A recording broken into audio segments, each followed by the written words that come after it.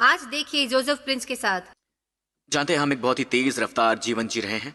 एक क्षण तो आप एक दूसरे को हैप्पी न्यू ईयर विश कर रहे हैं और अगले ही पल आ जाती है क्रिसमस, राइट?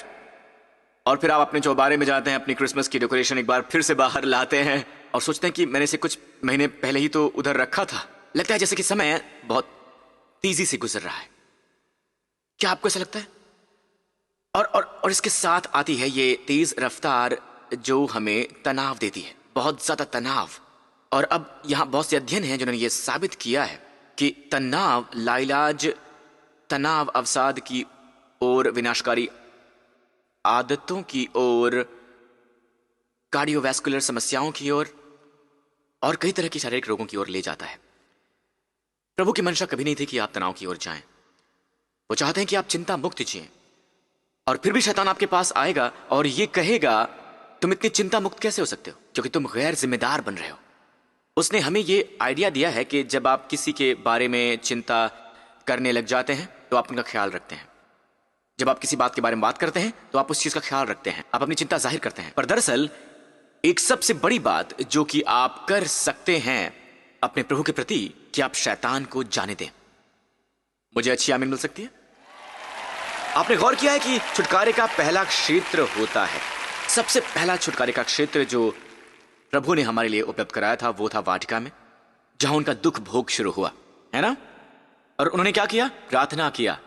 और बाइबल कहती है कि उनका पसीना लहू बनकर गिरा। उनके लिए यही विचार कि वो हमारे लिए पाप बनने वाले हैं, उनके लहू के पसीने का कारण बना। हमारे प्रभु यीशु के लहू में छुटकारे का विशेष गुण है।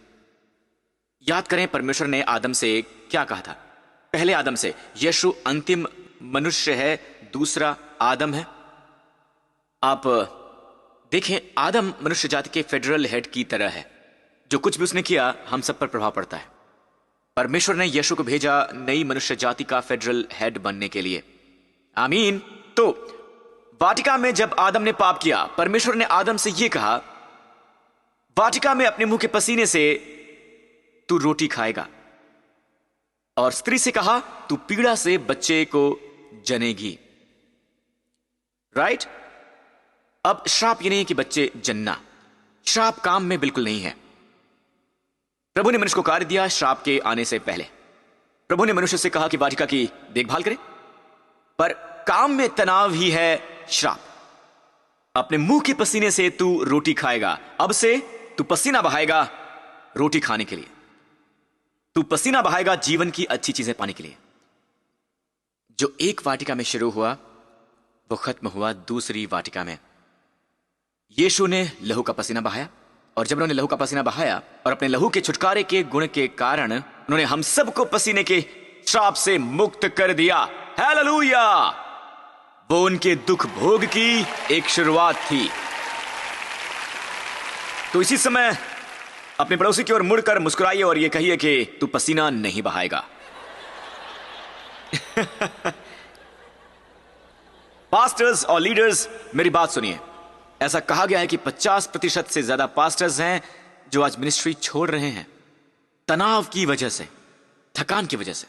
मैं बस आपसे कहना चाहता हूं कि प्रभु हमें चाहते हैं पास्टर्स, ये हमारे बारे में नहीं है। चर्च हमारे बिना भी चलता रहेगा, हमें यह करना पड़ता है। आमीन। हम सीख जाते हैं उसमें शामिल होना जो परमेश्वर कर रहे हैं। ये ऐसा नहीं कि जैसे सब कुछ मुझ पर निर्भर है। मैं जानता हूं मेरे लिए कहना आसान है, पर यह समझ लें कि मेरी बहुत बड़ी मंडली है और हमने अभी अभी $400 मिलियन बिल्डिंग के लिए पैसा चुकाया है। तो आप इसके बारे में सोचिए कि मैं कितने तनाव में हो सकता हूं। पर मैंने बहुत समय पहले प्रभु से सीखा था, जब उनसे एक वचन के बारे में पूछा, जब ये बिल्डिंग बन रही थी, किसी ने ये नहीं सोचा था कि हम ये कर पाएंगे। प्रभु ने मुझे ये वचन रूत से दिया। लिखा है कि मेरी बेटी, जब तक तू न जाने कि इस बात का कैसा फल निकलेगा, चुप रह, क्योंकि आज उस पुरुष को ये काम निपटाए बिना चैन न पड़ेगा। और मैं जानता हूं पिता के दाहिनी हाथ पर कौन वो तेजस्वी मनुष्य है। प्रभु मुझसे कह रहे हैं कि जब मैं काम करता हूं तो वो विश्राम पाते हैं, और मैं विश्राम करूंगा तो वो काम पर लग जाएंगे, वो काम करने लगेंगे। और मुझे आपको ये बताते हुए खुशी हो रही है, और राइट, उस बिल्डिंग को बनाने के लिए 5 साल हम केवल जमा कर सके पब्लिक से। हमने इसे मिरेकल सीट संडे कहा बिल्डिंग के लिए। जी हां, केवल 4 बार इन 5 सालों में। एक वर्ष परमेश्वर ने मुझसे कहा कुछ मत करो। मेरे लीडर्स उस समय काफी घबराए हुए थे, उन्होंने कहा कि पास्टर प्रिंस, क्या हमें जल्दी ही मिरेकल सीड संडे नहीं करना चाहिए? मैंने कहा चिंता मत करो, परमेश्वर ने कहा है कि ऐसा मत करो। और आप जानते हैं क्या, आपूर्ति आई। मैं बस प्रभु का धन्यवाद करना चाहता हूं। मुझे याद है जब मैं विश्राम करूंगा तो वो काम करेंगे। आमीन। तो आप छुड़ाए गए हैं पसीने के श्राप से। और जब उसने प्रार्थना की, बाइबल में लिखा है उसका पसीना जमीन पर गिरा। जमीन श्रापित थी। प्रभु कहते हैं कि आज के बाद से जमीन कांटे उगाएगी, पर उसके लहू के छुटकारे के गुण के कारण जब उसने जमीन को छुआ, जिस जमीन पर आप चल रहे हैं वो अनुग्रह की जमीन है, आशीषित जमीन है, अनुग्रहित जमीन है, छुटकारा प्राप्त जमीन है। आप जहां कहीं भी जाते हैं आप एक आशीष है। आमीन। आप आशीष है अपने दोस्तों के लिए, रिश्तेदारों के लिए। रिश्तेदारों की बात करें तो एक मनुष्य था जिसने अपनी पत्नी से कहा, ऐसा नहीं कि मैं तुम्हारे रिश्तेदारों से नफरत करता हूं डार्लिंग, ये बस ऐसा है कि मैं बस तुम्हारी सास को अपनी सास से ज्यादा प्रेम करता हूं। आप समझ गए होंगे।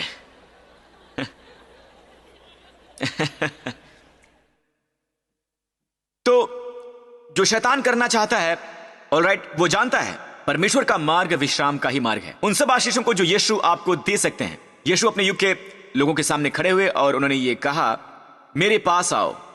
वो सारी आशीषों के संदर्भ में जो वो दे सकते हैं, वो कहते हैं कि मेरे पास आओ और मैं तुम्हें दूंगा विश्राम।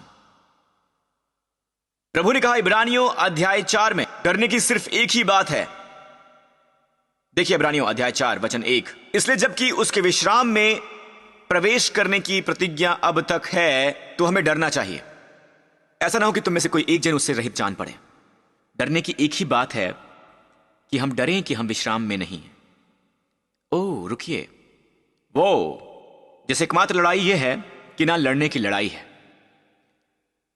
हम विश्वास की लड़ाई लड़ते हैं। जानते इसका मतलब क्या है? विश्राम।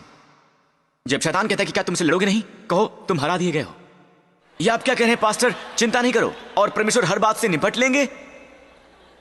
हां, आपके लिए कहना आसान है क्योंकि आपने देखा नहीं है कि मैं कितने तनाव से गुजर रहा हूं, मैं कितनी परेशानियों से गुजर रहा हूं। आमीन। तुम वहां नहीं थे जब बिल्डिंग मुझे प्रेजेंट की गई। मेरे पास $400 मिलियन नहीं थे और बस ये बढ़ गई।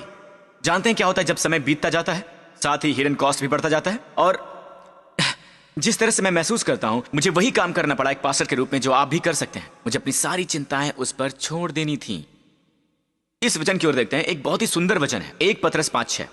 इसलिए परमेश्वर के बलवंत हाथ के नीचे दीनता से रहो जिससे वो तुम्हें उचित समय पर बढ़ाए। क्या आपने गौर किया है? उसके बाद एक अल्प विराम है, ये आगे चलता है और अपनी सारी चिंता उसी पर डाल दो। दूसरे शब्दों में, जब आप अपनी सारी चिंताएं उस पर डाल रहे हैं, आप स्वयं को परमेश्वर के आगे विनम्र कर रहे हैं। पता है ये गौरव की बात है कहना, मैं संभाल लूंगा इसे, मैं जिम्मा लूंगा इसका। प्रभु कहते हैं जब आप अपनी सारी चिंताएं मुझ पर डाल देते हैं, आप खुद को विनम्र कर रहे हैं। जब आप खुद को विनम्र करते हैं, परमेश्वर आपको बढ़ाते हैं। आपके पास्टर की तरह वो एक विनम्र व्यक्ति है और प्रभु ने उसे बढ़ाया है। आमीन। और संदर्भ यहां है। मुझे संदर्भों में प्रचार करना अच्छा लगता है क्योंकि ये संदर्भ में है। अपनी सब चिंताएं उस पर डाल देना। क्यों? क्योंकि वो चाहते हैं कि आप सब डाल दो, आधी नहीं, सारी चिंताएं उन पर डाल दो। इसलिए क्योंकि वो आपका ध्यान रखते हैं। ज्यादा केंद्रित मत होइए चिंता डालने पर, लेकिन इस पर केंद्रित होइए कि वो मेरा ध्यान रखते हैं। और फिर आप वो प्रार्थना करें अपनी सब चिंताएं उन पर डालने पर। चलिए मानते हैं कि आपकी सारी चिंताएं हैं अपने किशोर बेटे के बारे में और वो बुरी संगत में पड़ चुका है, उसकी संगत बुरी है और वो वाइल्ड पार्टीज करता रहता है और वो सब, और आपको इस बारे में काफी दुख है कि उसने चर्च छोड़ दिया है। आप कहिए प्रभु ये मेरी सबसे भारी समस्या है। खैर, इसे बिजनेस की तरह कीजिए। समय निकालिए जहां आप कहीं जा सकें और आप कहिए, हे पिता, इसी समय यीशु के नाम पर वो सारी चिंताएं जो मेरे पुत्र के बारे में है, आमीन, ये जो कुछ भी हो, मेरी सब चिंताएं मेरे शरीर के इन लक्षणों के बारे में, ऑलराइट, मैं इसी समय इसे आपके हाथ में सौंपता हूं पूरी तरह और निर्विरोध रूप से यीशु के नाम में। और एक बार जब आपने ये कर दिया, परमेश्वर आपकी चिंताएं ले लेते हैं। यहां तक कि एक एक करके अपनी चिंताएं कागज के टुकड़े पर लिख लीजिए, ऑलराइट, और कहिए कि हे पिता, ये सब मेरी चिंताएं हैं। कागज को मरोड़ कर कहिए कि हे पिता, अब ये तेरे हाथ में है। कुछ ऐसा कीजिए, इसे बिजनेस की तरह कीजिए, बिजनेस ट्रांजैक्शन की तरह, आमीन। और कहीं लिख लीजिए, आपके स्मार्टफोन पर इस तारीख को नोट कर लीजिए, इसे नोट कीजिए, ये डेट, ये टाइम, आमीन, इसे नोट कर लें ताकि अगली बार जब शैतान आता है और वो कहता है कि उस परिस्थिति के बारे में तुम क्या करने वाले हो, तो आप जवाब दें कि देखिए ये सब परमेश्वर के हाथ में है, पर तुम क्या करने वाले हो, मैं नहीं। तो प्रभु हमसे कह रहे हैं कि अपनी सारी चिंताएं मुझ पर डाल दो क्योंकि विजय प्राप्त हो गई है। वो नहीं चाहते हैं कि तुम अपनी चिंताएं अपने ऊपर ओढ़ो।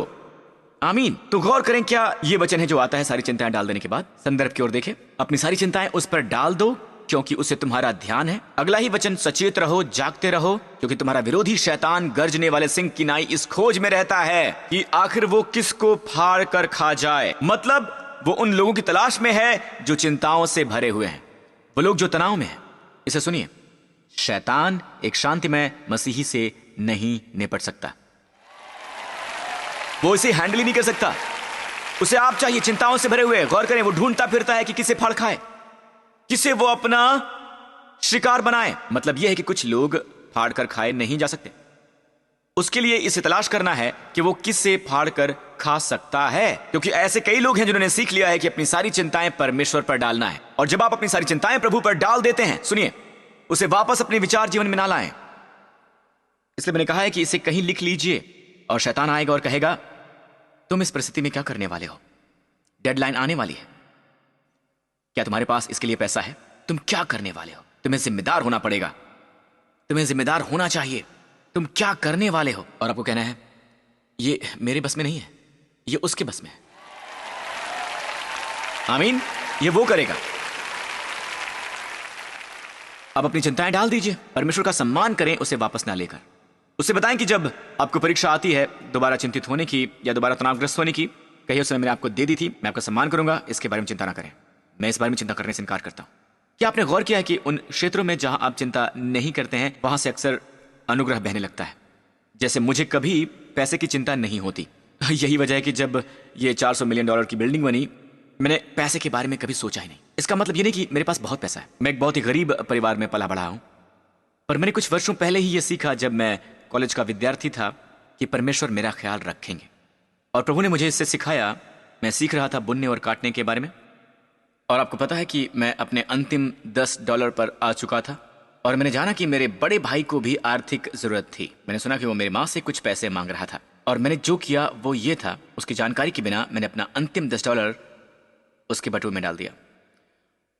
और किसी कारण से उस दिन कोई मुझे डिनर के लिए बाहर ले गया, कोई आया जो मुझे पैसे दे गया।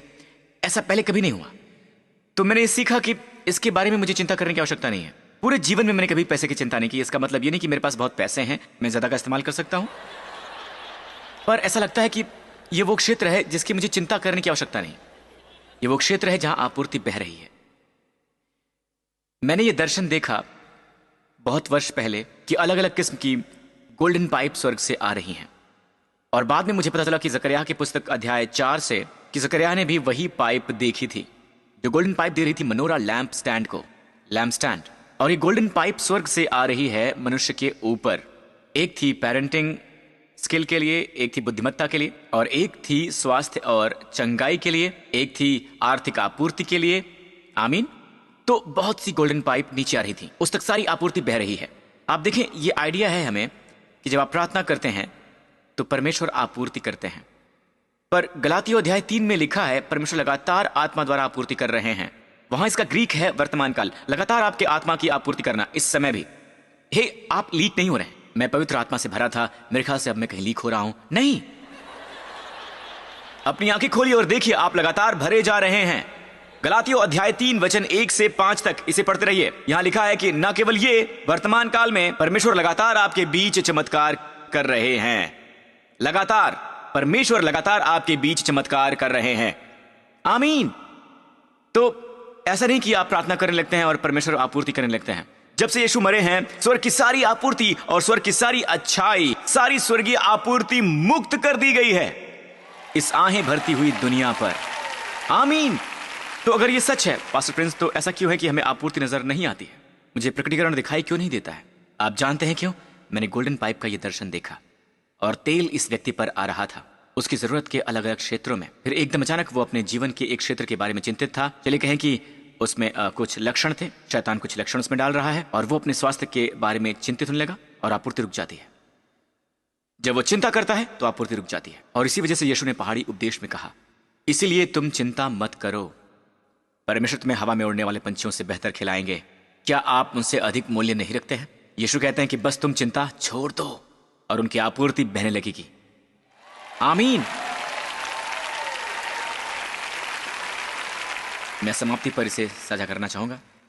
उस रात जब यीशु से दगा किया गया था, वो अंतिम भोज, एक बात जो वो पीछे छोड़कर गए थे, वो सब बातें जो वो कर सकते थे, उन्होंने असल में ये कहा कि मैं अपनी शांति तुम्हें दिए जाता हूं। अपनी शांति, वो शांति जिसमें तुमने मुझे काम करते देखा, वो शांति जब गलील की झील में तूफान उमड़ रहा था, हवाएं चल रही थीं, बहुत तेज हवाएं, और मैं उस नाव में सोया हुआ था।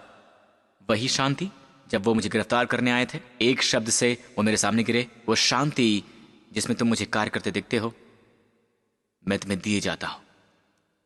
अपनी शांति मैं तुम्हें दिए जाता हूं। वैसा नहीं जैसा संसार देता है,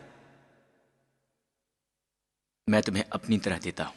तुम्हारा मन व्याकुल ना हो, ना ही ये डरे, ये किसी से भी ना डरे। क्या आप ये शब्द शांति जानते हैं? उन्होंने अपने चेलों से अरामिक इब्री बोली होती, राइट? इंग्लिश में यह है पीस और इब्री में है शालोम। शालोम मैं तुम्हें दिए जाता हूं, अपना शालोम मैं तुम्हें देता हूं। शालोम स्ट्रॉन्ग की परिभाषा के अनुसार है वो शब्द, वो है आपूर्ति, स्वास्थ्य, लाभ और शांति। ये ना केवल शांति है, यह है स्वास्थ्य, यह है आपूर्ति। तो वो कह रहा है कि यीशु को कभी घटी नहीं हुई। उसने चेलों से ये नहीं कहा कि मैं आज तुम्हारे साथ नहीं चल सकता क्योंकि आज मैं बीमार हूं, मुझे फ्लू हुआ है। नहीं, वो हमेशा स्वस्थ रहे। मैं अपना शालोम तुम्हें दिए जाता हूं, अपना स्वास्थ्य तुम्हें दिए जाता हूं, अपनी शांति तुम्हें दिए जाता हूं। जैसे संसार देता है वैसे नहीं मैं तुम्हें देता। तो फिर पास्टर प्रिंस, अगर उन्होंने मैं दी है तो फिर ऐसा क्यों है कि कुछ मिसिंग है? क्या आपूर्ति करने में कोई गड़बड़ी आ गई है? क्या है? मुझे समझ में नहीं आ रहा है। खैर, गौर करें, ये वचन किससे खत्म होता है? तुम्हारा मन व्याकुल ना हो, ना ही ये डरे। केवल एक ही बात जो उसने हमसे करने को कही है, वो है तुम्हारा मन व्याकुल ना हो। इस वचन को मुंह-ज़बानी याद कर लो। हर बार जब लगे कि आपका मन व्याकुल हो रहा है, इस वचन का हवाला दो, तुम्हारा मन व्याकुल ना हो। आमीन। इसे हर दिन एक खेल बना लो। यहां एक परीक्षा आती है व्याकुल होने की, और तुम्हारा मन व्याकुल बिल्कुल ना हो। आमीन। विजय नंबर 2, विजय नंबर 3, इसे खेल की तरह बना लो। अगर तुम इसे नहीं कर सकते हो तो मैं तुम्हारे लिए नहीं कर सकता हूं, तुम्हारा पास्टर नहीं कर सकता है, तुम्हारी पत्नी तुम्हारे लिए नहीं कर सकती है। केवल तुम ही हो जो कर सकते हो अपने आप के लिए। तो अपने मन को व्याकुल ना होने दो। वो शांति जो उन्होंने दी है वो उभरेगी, वो उभरेगी, वो तेजी से फैलेगी। आमीन। और आपको संपूर्ण बनाएगी। तो मैं शांति दिए जाता हूं कि तुम्हारा मन व्याकुल ना हो। ग्रीक में ये आदेशात्मक है, तुम्हारा मन व्याकुल ना हो। वो आपसे इतना प्रेम करते हैं, वो नहीं चाहते कि आपको व्याकुल देखें। मैं अपने 5 साल के बेटे की ओर देखता हूं और मैं बस उससे ये सुनना चाहता हूं, एक अच्छी जोरदार हंसी। मैं उसे चिंता मुक्त देखना पसंद करता हूं। वो ये ना कहे कि डैडी मेरा अगला खाना कहां से आएगा। देखिए प्रभु आपसे कितना प्रेम करते हैं। आपका मन बिल्कुल व्याकुल ना हो और कोई भी आपके लिए नहीं कर सकता। इस वचन को मुंह-ज़बानी याद कर लीजिए और हर समय इसका हवाला दीजिए। जब चिंता आ जाए तो जानिए कि वो आपसे प्रेम करते हैं। आमीन। मैं डालता हूं अपनी सारी चिंताएं आप पर, मैं अपने सारे बोझ तुम्हारे पांव पर डालता हूं हे प्रभु। और कभी भी मुझे ये ना पता कि क्या करना है, मैं अपनी सारी चिंताएं तुम पर डाल दूंगा। आप कहेंगे पास्टर प्रिंस, मैं वो शांति चाहता हूं जो संसार नहीं दे सकता। संसार आपको वही शांति देता है जो लौकिक है, जो निर्धारित है बाहरी परिस्थितियों पर मुझे ये शांति चाहिए। खैर दोस्तों, तुम्हें शांति मिलेगी शांति के राजकुमार से। आमीन। यीशु क्रूस पर मरे तुम्हारे पापों के लिए, तब जब तुम पापी ही थे। प्रभु ने तुमसे प्रेम किया, प्रभु ने अपने पुत्र को भेजा क्रूस पर मरने के लिए। उन्होंने हमारी दंडाज्ञा उठा ली ताकि आज हम उसका अनुग्रह उठाएं। हमारे श्राप को ओढ़ लिया ताकि हम उसके आशीष को उठा सकें। वो पाप बनाए गए ताकि हम और आप उसमें परमेश्वर की धार्मिकता बने। यदि आप हैं, आप जहां कहीं भी हैं, कहिए पास्टर प्रिंस मेरे लिए प्रार्थना कीजिए। मुझे उद्धार चाहिए, मुझे शांति चाहिए। मैं जानना चाहता हूं कि जब मैं इस जगह से बाहर जाऊं, परमेश्वर मेरे पिता हैं और मैं चिंता मुक्त जीवन जी सकता हूं। अगर ये आप हैं और आप जहां कहीं भी हैं, इसी समय मेरे साथ ये प्रार्थना कीजिए। सब लोग ऊंचे स्वर में प्रार्थना कीजिए। कहिए, हे स्वर्गीय पिता, मैं आपके पुत्र के वरदान के लिए धन्यवाद करता हूं। मेरे प्रभु यीशु मसीह के लिए मेरा विश्वास है कि वो मेरे पापों के लिए मरे, वो फिर से मुर्दों में से जी उठे, क्योंकि मृत्यु पर विजय पा ली गई है। मुझ में कल का डर नहीं है। मैं आपका धन्यवाद करता हूं। मेरा ध्यान रखा जा रहा है, मुझसे प्रेम किया जा रहा है, गहरा प्रेम और अत्यधिक अनुग्रह। यीशु के नाम पर। यीशु मेरे प्रभु हैं। आमीन। क्या आपने ये ग्रहण किया? प्रभु की स्तुति हो। प्रभु आपको आशीष दें। बहुत बहुत धन्यवाद। आपकी प्रभु सेवा मेरा सौभाग्य रहा। आमीन। प्रभु आपको आशीष दें। धन्यवाद।